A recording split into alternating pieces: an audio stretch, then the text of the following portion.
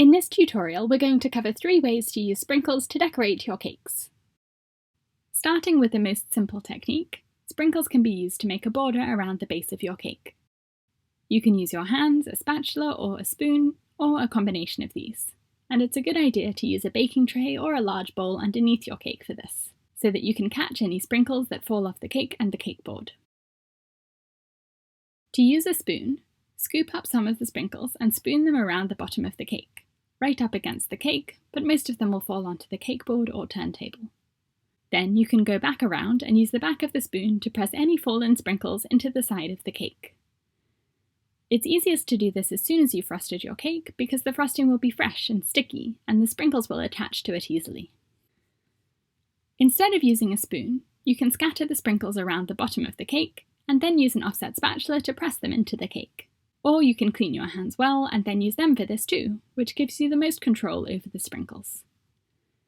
What's nice about doing this over a tray is that you can scoop up any sprinkles on the tray and press them into the cake, so you don't waste any of them. You don't have to use pre-mixed sprinkles for any of these techniques. They're very nice, but you can also make your own by mixing packets of different colours and sizes and shimmeriness to match your cake's colour scheme or theme. If you find that the sprinkles aren't sticking because your frosting has set, you can spread on some fresh frosting and then press the sprinkles into that.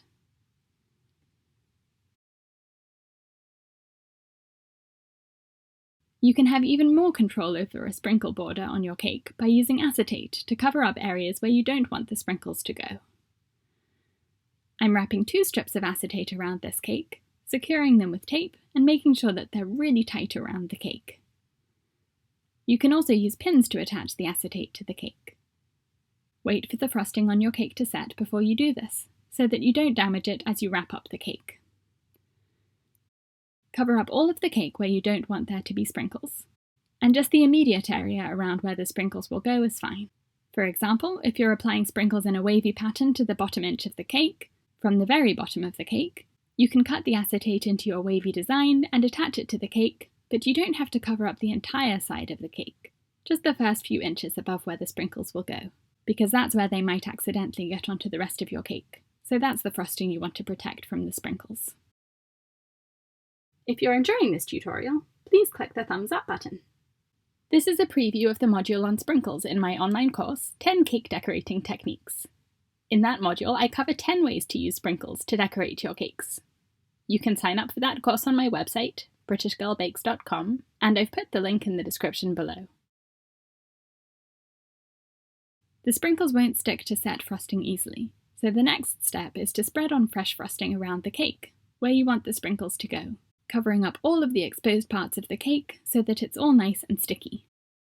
It's important to spread slightly away from the acetate with each stroke, so that you don't push any frosting up underneath it, because that will mess up your pattern.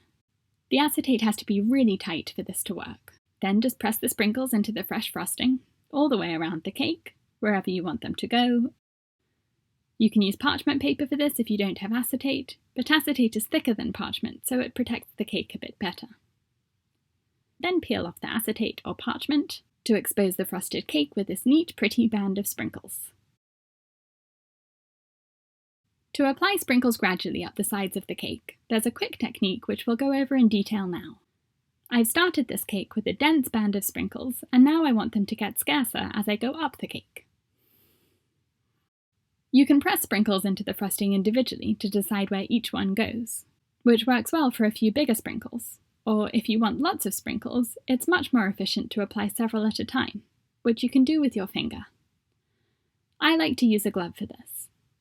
Dip your finger in water and tap off any excess, and then press your finger into the sprinkles. The sprinkles will stick to your slightly wet finger, and then you can press them onto the cake, using enough pressure to stick them onto the frosting, but not so much pressure that you indent the frosting with your finger. You can do this with several fingers at a time, which speeds up the process on bigger cakes like this one.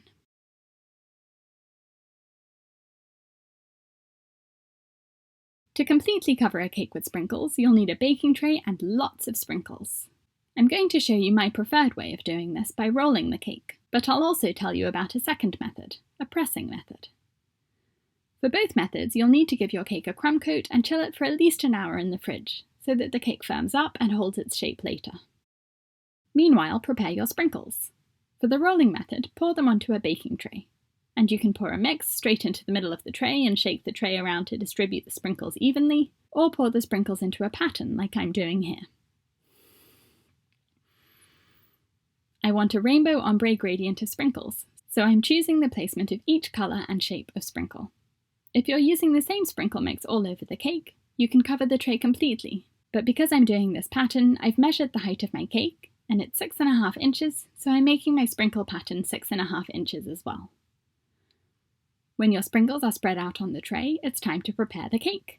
For the pressing method, the cake can be on any size cake board, but for the rolling method, the cake needs to be on a baseboard the same size as the cake.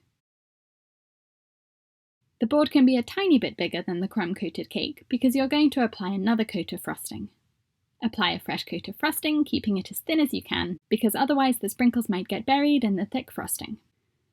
Only frost the sides at this point.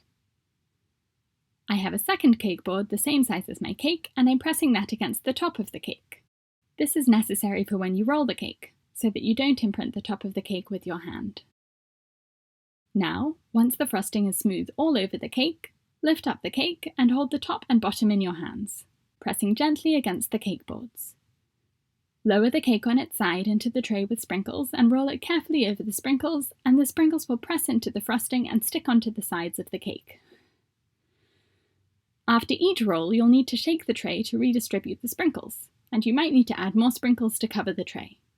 If you're creating a pattern, just pour on more sprinkles the same way you did at the beginning to create the same pattern.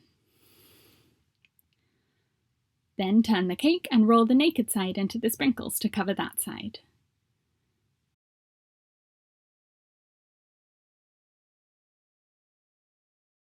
You can do this as many times as you need until you're happy with the coverage. Then you can touch up any bare areas by pressing sprinkles into it with your hands, which is what you would do if you avoided the rolling method and just pressed the sprinkles into the frosting to begin with. It's a lot slower this way, pressing the sprinkles in with your hands, but if you're nervous of lifting your cake up, go with this method. For both methods, you really want the final coat of frosting to be thin, so it doesn't bulge when you press the sprinkles in. And you can see here I had a patch of thick frosting and the sprinkles have sunk right in. Not a good look. You can take off any sprinkles you don't want, like the ones that don't fit in my ombre pattern, and replace them with different sprinkles. To cover the top of the cake with sprinkles, just take the cake board off the top of the cake and spread some buttercream on the top. Then pour some sprinkles onto the top of the cake and press them gently into the frosting. I'm obsessed with sprinkles and love finding new ways to decorate cakes with them. Please tag me in your cake photos on Facebook and Instagram so I can see how you use your sprinkles. Subscribe to my channel for new cake decorating tutorials every week.